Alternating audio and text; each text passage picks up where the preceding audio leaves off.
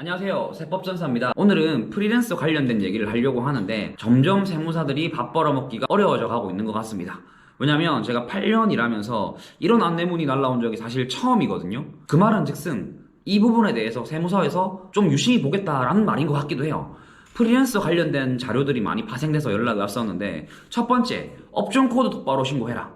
보통 기타 자영업자라고 해서 아마 940909로 신고를 많이 할 겁니다. 이게 경비율도 좀 높기도 하고, 경비율이 높다라는 말은 이제 추계 신고를 했을 때 세금이 적게 나오고, 세금이 적게 나온단 말은 환급이 많이 나온다는 말이죠. 그래서 보통 이렇게 많이 신고합니다. 근데 이제 그 업종에 맞게 프리랜서 코드를 정해가지고 신고를 해라 라고 연락이 왔었고요. 이 부분은 뭐 크게 차이 없을 거라고 생각할 수 있지만 이 경비율이 바뀌었을 때 업종 코드를 바꾸면 종합소득세 신고도 다시 해야 될 수도 있어요. 환급이 더 나올 수도 있지만 뭐 운이 없으면 환급 받았던 거를 토해내야 될 수도 있습니다. 그래서 업종 코드를 똑바로 신고하라라고 연락이 왔습니다. 그리고 두 번째, 근로자인 것 같은데 너는 왜 프리랜서로 신고했니? 그러니 이 사람이 근로자인지 프리랜서인지 좀 구분을 해서 좀 알려달라, 소명해라 라고 연락이 왔습니다. 사실 이 부분은 세무사가 얘기할 게 아니라 노무사님이 얘기를 해주셔야 되는데, 제가 노무사님께 물어보니까 우리가 신고하고 있는 프리랜서의 거의 대부분이 사실 프리랜서가 아닙니다. 프리랜서에 대한 개념을 우선 쉽게 설명을 드리도록 할게요. 첫 번째, 출퇴근 시간이 정해져 있으면 안 됩니다. 내가 출근하고 싶을 때 출근하고 내가 퇴근하고 싶을 때 퇴근하는 겁니다. 그 사이에 이제 본인 업무만 해서 그 업무에 대한 부분을 받아간다라는 거죠. 그리고 사업주가 너 이거 와서 청소해 라고 명령할 수도 없어요. 자, 그래서 쉽게 말해서 출퇴근 시간이 정해져 있으면 안 되고 사업주의 명령을 듣는 그런 업무를 이행을 할 수가 없습니다. 자, 근데 우리가 알고 있는 프리랜서 뭐가 있을까요? 대표적으로 학원 강사가 있고요. 그리고 헬스 트레이너가 있습니다. 근데 거의 프리랜서 분들이 출퇴근 시간이 정해져 있고 기본 급여가 있고 청소나 그 외 잡 업무들을 사업주분께서 요청을 하면 해야 되는 그런 구조입니다.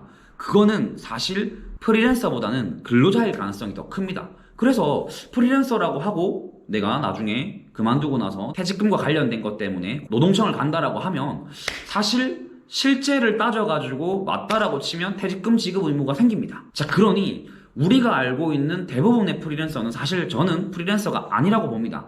그래도 세무서에서 넘어갈 것들은 넘어가고, 이 넘어가지 못할 것들 어떤 게 있냐? 특히 제조업에서 4대 보험이 많이 나오다 보니까 프리랜서로 신고하는 경우가 많습니다. 자, 그래서 이 프리랜서로 신고했던 부분에 대해서 프리랜서가 아닌 근로자일 가능성이 있으니 소명을 해라 라고 연락이 왔어요. 근데 이게 보통 건강보험공단에서는 연락이 오는데 세무서에서 연락을 오는 경우는 사실 없었거든요. 근데 이번에 연락이 와서 뭐 소명 자료를 만들어 가지고 제출하고 이렇게 했습니다. 뭐 세금적으로는 크게 문제가 없을 것 같은데 굳이 이 일을 왜 하냐? 점점 더 프리랜서 개념이 아닌 업종들에 대해서는 좀 더 타이트하게 잡아서 4대 보험을 고지하겠다라는 말인 것 같아요. 왜냐면 우리나라의 4대 보험 요율이 상당히 높거든요. 그러니까 그런 부분을 이제 누락하기 위해 프리랜서로 임의로 돌리는 그런 편법은 못 쓰게 하겠다, 이런 개념인 것 같습니다. 그리고 뭐 사실 제조업 쪽에서 일하시는 거의 대부분이 프리랜서가 아닌 근로자일 가능성이 더 크기 때문에 그러한 부분은 사실 어느 정도 인정은 하긴 합니다. 자, 그래서 이러한 부분이 이제 프리랜서도 안 되다 보니까 그 직원들한테 개인 사업자를 내와서 세금 계산서를 발행하는 독립적인 사업체로 분류를 하기 시작했습니다. 사실 이것도 약간의 이렇게 유행이 있는 것 같아요. 이랬다가 저랬다가 뭔가 편법을 써서 그게 문제가 생기면 또 다른 편법이 생기는 것처럼 어떻게 보면 사업주한테는 엄청 좋은 방법인데 근로자한테는 오히려 더 안 좋을 수도 있긴 있죠. 자, 그래서 프리랜서 관련된 문제점들이 정말 많이 생기고 있습니다. 또 하나, 뭐 이제 경비 부족으로 인해서 10월, 11월, 12월에 한꺼번에 이름을 빌려가지고 경비를 넣는다거나 친인척 관계에 있는 사람들을 이제 인건비 신고를 한다거나 하는 부분에 대해서 또 소명하라고 연락이 왔습니다. 소명이 되는 부분도 있지만 임의로 넣은 사업자에 대해서는 소명하기가 어려운 것들도 있기 때문에 이러한 부분에서 국세청에서 이익을 얻는 부분도 있을 거기 때문에 제가 봤을 때 이제는 옛날처럼 뭐 임의로 넣고 하는 것들을 절대로 하시면 안 될 것 같아요. 이 말은 즉슨 일하기가 점점 빡빡해진다라는 말인 것 같습니다. 그리고 저도 5월달에 종합소득세 신고를 하다 보면 프리랜서로 하시는 분들이 제가 세금을 정하는 게 아니라 그 대표님들이 세금을 정하고 저한테 요청을 합니다. 뭐 요청이라 할 수 있고 나쁘게 말하면 명령을 하는 걸 수도 있죠. 내랑 똑같이 받는 다른 사람이 얼마를 환급 받았으니 그것만큼은 나오고 그것보다 더 많이 나왔으면 좋겠다라고 말을 합니다. 그것보다 적게 나오면 저한테 뭐라 해요. 그럴 거면 나 당신한테 신고하지 않는다 내가 수수료 주는 이유가 그런데. 근데 대표님들, 그 환급이 나온다는 것 자체도 사실 틀린 말인데 더 받겠다? 그거는 좀 문제가 아주 크다고 보거든요.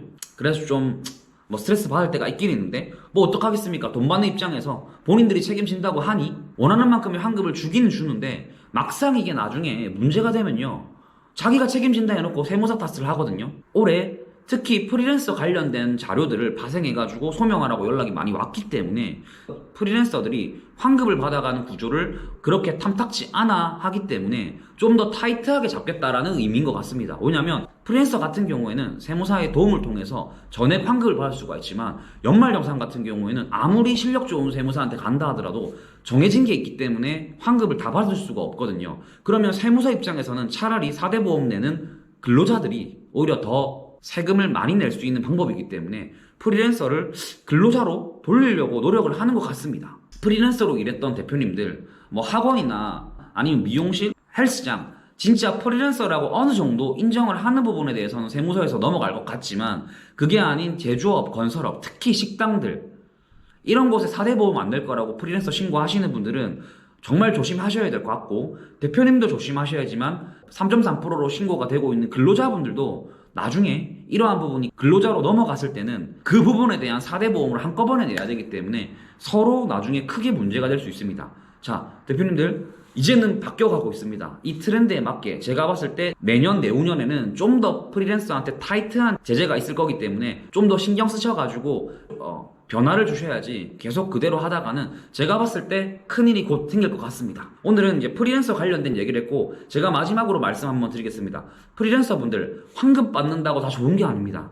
나중에 문제가 될 수도 있기 때문에 세무사가 신고해주는 선에서 환급 받으셔야지 더 과하게 받으셨다가는 나중에 큰 코 다치는 날이 올 것 같습니다. 지금까지 영상 봐주셔서 감사하고 다음번에는 다른 영상으로 찾아오도록 하겠습니다. 감사합니다.